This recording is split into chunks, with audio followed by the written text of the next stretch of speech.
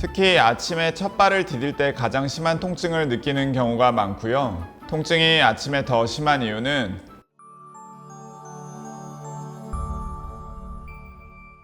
안녕하세요, 닥터 외질입니다. 족저근막염에 대해 들어본 적이 있으실 텐데요. 토트넘의 손흥민 선수도 이 병으로 많은 고생을 했다고 하는데요.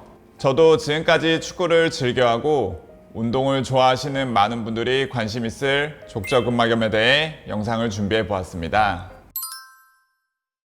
족저근막염은 발바닥에 있는 족저근막이라는 두꺼운 섬유 조직이 손상되고 염증이 생기는 질환입니다.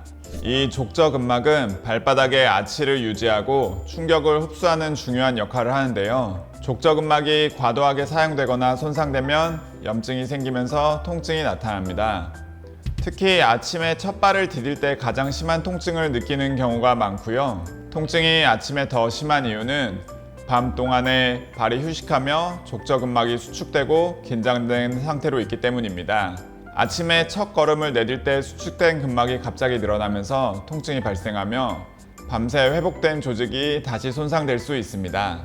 아침에 발 딛기가 힘들다면 이 스트레칭을 해보세요. 양반다리 하시고 여기에 족저근막이 있으니까 이렇게 쭉쭉 늘려주는 거 많이 하시면 좋을 것 같습니다. 이제 발바닥 뒤쪽부터 아파오기 때문에 아픈 부위를 눌러주면 도움이 많이 됩니다. 그리고 집에서 간단하게 공 가지고서 할 수 있는 방법이 있는데 테니스 공이나 이런 공들을 가져와서 발바닥을 풀어주듯이 시간 되실 때마다 발바닥 전체적으로 자극이 될 수 있게 꾸준히 이렇게 좀 해주시고요. 마지막으로는 이제 발가락을 계속 꼼지락대는 운동인데요.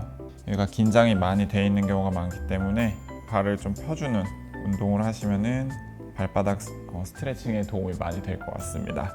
안 아프시더라도 종아리 근육이 많이 긴장돼 있거나 짧아져 있게 되면은 이 족저근막을 당기면서 더 아파올 수 있기 때문에 공을 가지고서 이렇게 아픈 부위에 이제 눌러주시면서 종아리 근육을 푸는 방법도 있습니다.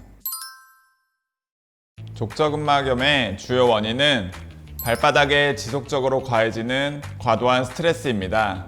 하루 종일 서서 일하는 직업을 가지신 분들, 마라톤, 축구, 농구와 같은 격렬한 운동을 많이 할 때, 발에 부담이 되는 체중 증가, 아치가 높거나 평발 등의 구조적인 발 문제, 쿠션이 부족한 신발이나 너무 딱딱한 신발을 신는 경우 등이 있을 수 있습니다. 족저근막염의 주요 증상은 앞에서 말씀드린 것처럼 특히 아침에 일어나서 첫 발을 디딜 때 통증이 가장 심하고 시간이 지나면서 점차 나아지는 경향이 있습니다. 통증은 보통 발 뒤꿈치나 발바닥 아치 부위에서 시작되며 휴식 후에 다시 움직일 때 증상이 심해지는 것이 특징입니다.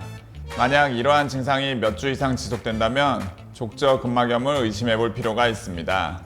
족저근막염은 초기에 적절한 치료를 받으면 대부분 비수술적으로 회복할 수 있습니다.